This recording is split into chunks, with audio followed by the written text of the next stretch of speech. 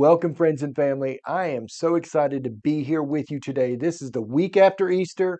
We call that Resurrection Day, right? Jesus did the hard work of going to the cross, hanging on the cross, dying on the cross for no sin that he committed, but for my sin, for the sins of the world. And in return, giving us his righteousness. And then guess what? Well, you know it. He rose again on the third day. And because of that, we have life and life everlasting. Could not be more excited about that. Man, that is a breath of fresh air. So many of us do not deserve that, but yet he gave it to us freely. And we can never say thank you enough. So excited today to talk about more about a growth mindset. See, we can have a growth mindset or we can have a fixed mindset. And this is just a really great educational tool, I think, that will help us as human beings to grow and to be our very best. For a long time, I've shared with you all, I grew up with a fixed mindset. Like I remember one time I was in a tennis match and it was just pick up fun game, but it was competitive. They were keeping score and it was a pretty close match. But I started getting beat. Now, this is even after I got born again. This is after August the 8th of 1998. But I'm getting beat and I just throw in the towel. I remember the kid actually looks across the net and he says, the game ain't over. You can keep trying. And I think I was so mad. I didn't want him to say that. I was so I just was mentally beat. And so I had this fixed mindset. I had this mindset that no matter how hard I tried, I couldn't get better. And I think I've heard Pastor Bobby Davis say this before, and it makes a lot of sense. He said, I can help almost anybody, but I can't help a victim. And that day I was choosing to be a victim. I chose to go throw in the towel. I got in my mind, I can't win.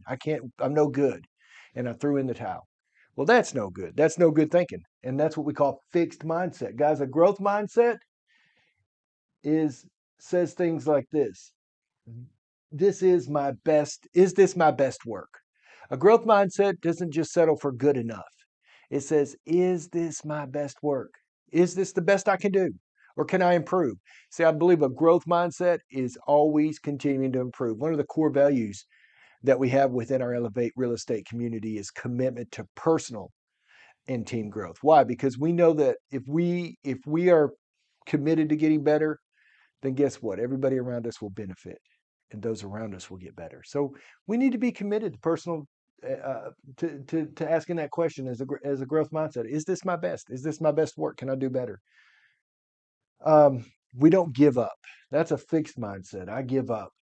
Another fixed mindset. I know best. You all probably know people like this. I've probably been this guy from time to time. I have that ego. It's so big. I think I know more than anybody else, and you can't tell me nothing. I know best. You can't tell me nothing. And so when you're around people like that big ego, that they're having a fixed mindset. You can't help them because they know it all. You can't take something that's already full and pour more into it. But uh, a growth mindset, I improve with practice. I can get better. I'm not full. The cool thing the Apostle Paul said, he said, um, he said, this one thing I do. He said that he never feels as if he has arrived. He's always pressing forward to the mark of the high calling. He said, it's not as if I've arrived. I'm always pressing forward. So we don't feel like we hit a lid. Fixed mindset's very cap minded. Um, and I heard this the other day too. John Maxwell said, you will never rise higher than your insecurities. You'll never rise higher than your insecurities. When you think you got to know it all, that tells me that you're probably a pretty insecure person because you're putting off the appearance that you know it all, which means that you can't learn anything. For a growth mindset, feedback is valuable. We want feedback. We're always asking for feedback. How can I improve? What can I do better? What can I be as a leader? How can I do better? Last week I got away for a couple of days, went to one of our cabins, and it's called Moonshine Bluff up on Bon Air Mountain, just 30 minutes from here. But I was tasked with to tell the Elevate story. And in this portion of the Elevate story, it asked, what has been your biggest challenge starting the brand and becoming the founder and the owner and the brand? And immediately I wanted to, my mind went to like other people and the trials and tribulations of those people. But then you know what? It's just like a good friend of mine just kind of put his finger on my chest and he said, this thought went through my mind. Your biggest challenge has been you. It's been your ability to grow as a leader. It's been your ability to lead well. I know in the first 3 or 4 years of starting a team, Lindsay and I have went through over 30 people. That's a lot of people to go through. And surely not all 30 had an issue. I had to do a lot of growing and soul searching as a leader. So I can always improve. I can always get better. You know, recently the turnover is just not nowhere where it used to be. So did the people change or did I change? Probably both. I learned what kind of people to look for, humble, hungry, smart, and I learned what I needed to do to improve. So a little bit of both. Fixed mindset, I'll never be smart enough. I'll never be good enough. I want to avoid making mistakes. I'm always going to play it safe. This keeps people playing way below their current abilities, and that's false humility. I can do all things through Christ.